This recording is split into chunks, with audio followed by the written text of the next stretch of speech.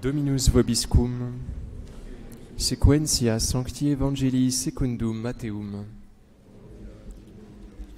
En ce temps-là, Jésus fut conduit au désert par l'Esprit pour être mis à l'épreuve par le diable. Quand il eut jeûné pendant 40 jours et 40 nuits, il eut faim. Et le tentateur, s'approchant, lui dit « Si tu es fils de Dieu, ordonne que ces pierres deviennent des pains. » Mais Jésus répondit « Il est écrit, l'homme ne vit pas seulement de pain, mais de toute parole qui sort de la bouche de Dieu. » Alors le diable l'emmène dans la ville sainte, il le met sur le haut du temple et il lui dit « Si tu es fils de Dieu, jette-toi en bas, car il est écrit, il a pour toi donné ordre à ses anges, sur leurs mains ils te porteront, afin que tu ne heurtes pas ton pied contre une pierre. » Jésus lui dit « Il est écrit aussi, tu ne mettras pas à l'épreuve le Seigneur ton Dieu. » Le diable l'emmène encore sur une montagne très haute. Il lui montre tous les royaumes du monde avec leur gloire. Il lui dit « Tout cela je te le donnerai si tu te prosternes et m'adores. » Alors Jésus lui dit « Arrière Satan, car il est écrit, tu adoreras le Seigneur ton Dieu, c'est lui seul que tu serviras. » Alors le diable le laissa. Voici que des anges s'approchèrent et ils le servaient.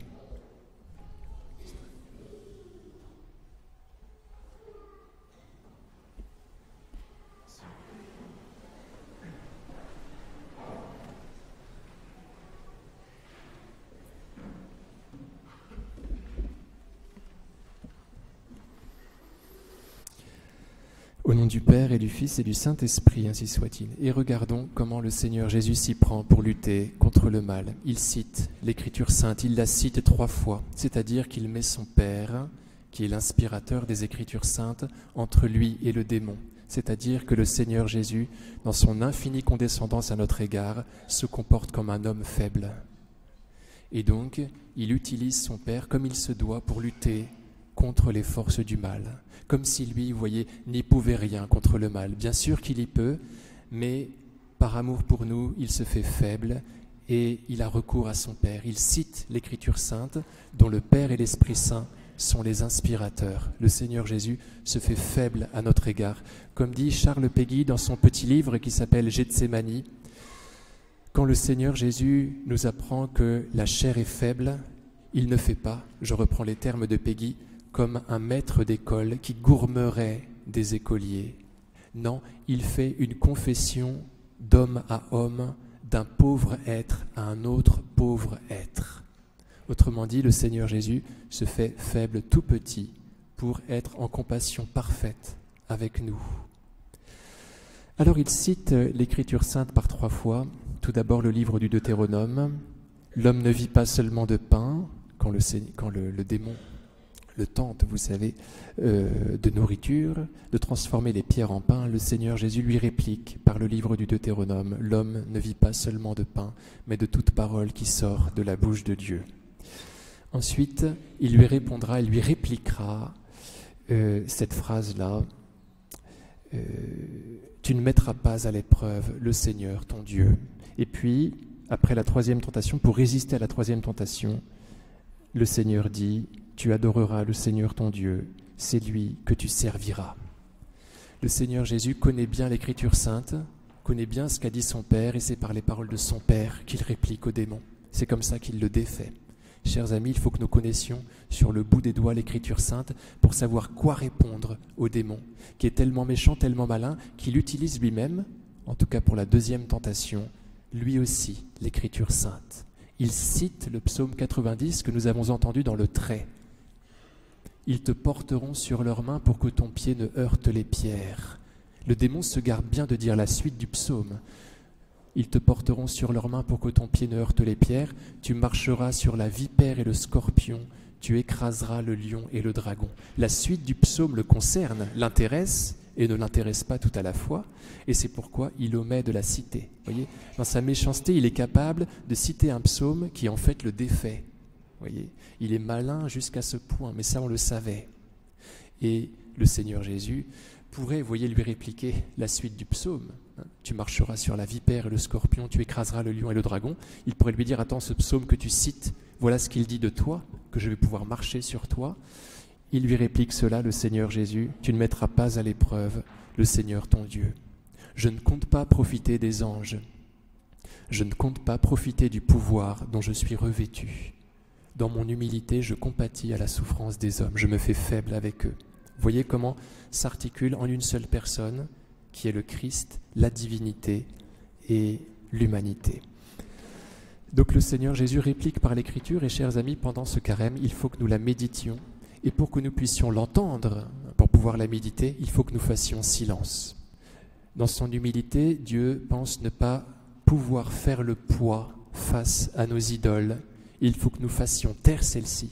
Il faut que nous nous défassions de celle-ci pour pouvoir entendre Dieu, qui ne parle que dans le silence, que dans le désert. La première résolution de carême, il faut en prendre 2 si vous voulez, c'est une résolution de privation. Je me prive, je me mets au désert pour que la parole qui est Dieu puisse se déployer dans ma vie. Comme je vous l'ai dit souvent, c'est la même racine en hébreu pour désert et pour parole. Désert se dit midbar et parole se dit dbar. Autrement dit, vous voyez, il y a un lien entre les deux. Pour pouvoir entendre Dieu, il faut se mettre au désert. C'est ce que dit le livre d'Osée, c'est ce que dit le Seigneur par la bouche du prophète Osée, en parlant de nous, de son épouse. Je la conduirai au désert et je parlerai à son cœur. Le désert et la parole. Donc il faut que nous nous privions d'Internet pendant une période de nos journées pour que la parole de Dieu puisse résonner dans notre être, dans notre âme. Sinon cela n'est pas possible. Donc nous devons prendre une résolution de privation et d'alimentation. Nous devons nous alimenter de la parole de Dieu. Mettre en lieu et place du vide que nous aurons bien voulu créer, pratiquer dans notre vie, Dieu lui-même. Nous jeûnons non pas dans un objectif masochiste, dans l'objectif de nous faire souffrir, mais dans l'objectif que le Seigneur ait plus de place à l'intérieur de nous. Saint Jean-Baptiste se nourrissait de sauterelles et de miel sauvage. De sauterelles, c'est-à-dire qu'il ne mangeait pas grand-chose, et le miel, dans l'Écriture sainte, c'est la parole de Dieu. Autrement dit, Saint Jean-Baptiste mangeait peu pour pouvoir se nourrir de beaucoup de miel, de beaucoup de paroles de Dieu. Vous voyez, les deux vont ensemble. Donc on prend une résolution de privation. Vous voyez, ça peut être de 14h à 16h, je ne regarde pas mon téléphone. Et une résolution d'alimentation. À l'orée de cette période de privation, je lis 10 lignes de l'Écriture sainte. Vous voyez, quelque chose comme cela. Après, chacun s'organise comme il veut. Il y en a qui m'ont dit, et je n'ai pas trouvé ça sans sagesse, qu'ils ne prenaient pas de résolution de carême et qu'ils se laissaient inspirer par l'Esprit Saint. C'est vrai que ça marche aussi comme cela. Vous voyez, l'Esprit Saint peut nous dire, voilà, prive-toi, saute ce repas, et ça peut marcher comme cela, vous voyez, au gré de nos journées. Mais c'est bien quand même d'avoir une résolution au départ. Alors voilà comment le Seigneur Jésus fait. Il laisse parler son Père. Et pour connaître ce que dit son Père, obligatoirement qu'il est en silence. Deuxième chose, ce sera la dernière chose en même temps. Il faut que nous nous laissions emporter par la volonté du Seigneur Jésus. Je m'explique. Il faut que notre volonté veuille bien aller s'inscrire en la sienne, parce que sinon, elle n'y peut rien contre le démon. Nous ne voulons pas forcément ce que le Seigneur veut pour nous. Alors il faut lui dire, Seigneur, ma volonté est faible, je ne veux pas ce que vous voulez. Emportez ma volonté dans la vôtre, changez-la.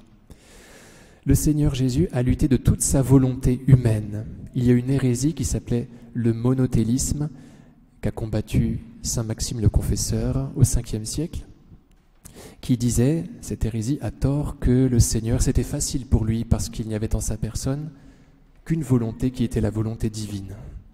Or, puisque le Christ est vrai Dieu et vrai homme, il y avait aussi à l'intérieur de son être une volonté humaine qui a souffert, qui a galéré, vous voyez, qui a ramé pour dire oui. Il ne faut pas l'oublier. Alors, on répliquait à saint Maxime, mais comment voulez-vous que le Christ soit schizophrène ? Il parlait de synergie, c'est-à-dire que la volonté humaine du Christ adhérait à la volonté divine. Et donc que tout s'arrangeait finalement. Il n'y avait pas de dichotomie à l'intérieur du Christ, de schizophrénie, je ne sais pas comment dire, mais le Christ voulait, avec une volonté humaine, tout ce que voulait son Père. Autrement dit, il a eu de la peine, cela lui en a coûté d'obéir. Et on le voit être complètement trimballé dans cet évangile. On le voit donc être attaqué par le diable tout d'abord au désert, ensuite il est emmené en haut du temple, et ensuite il est emmené sur une haute montagne, vous voyez, comme s'il était le jouet du diable.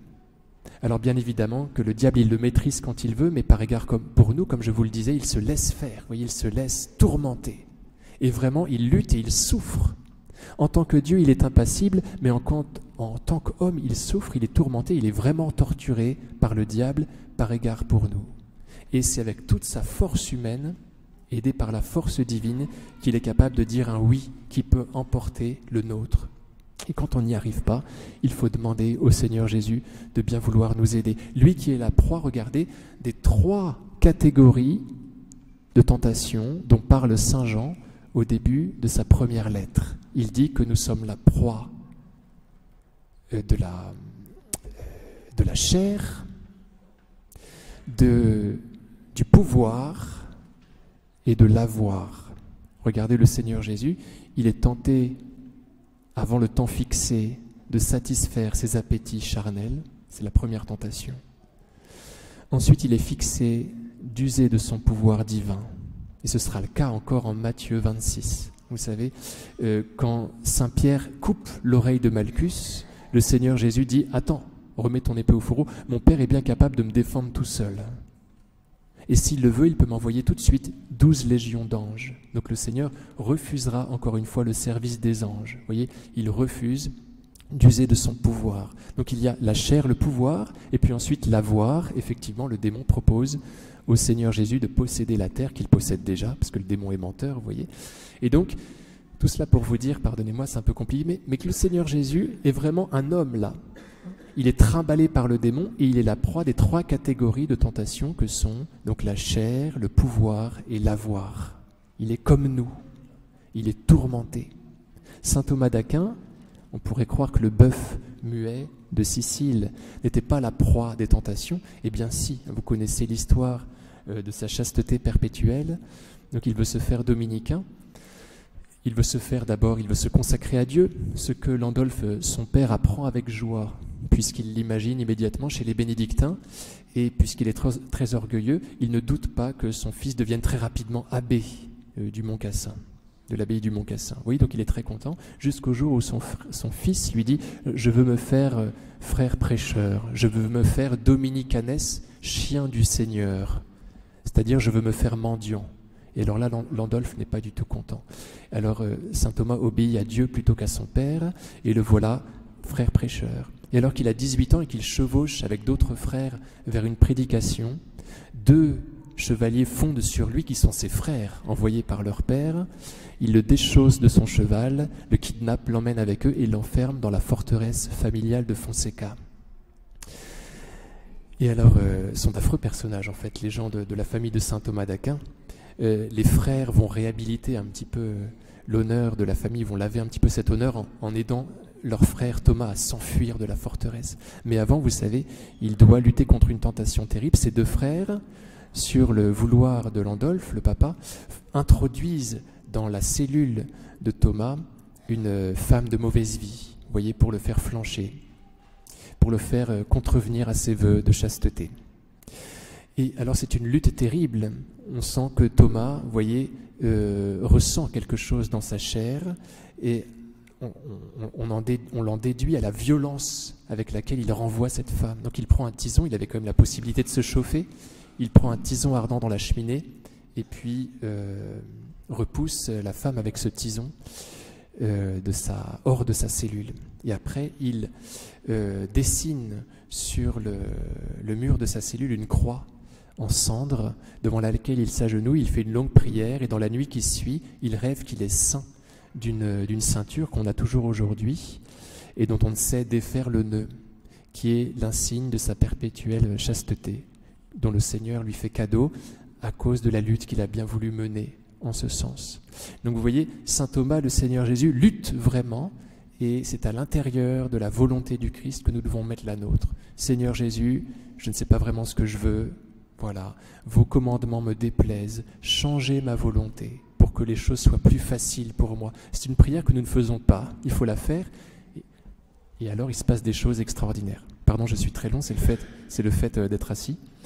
Et je m'arrête là au nom du Père et du Fils et du Saint-Esprit, ainsi soit-il.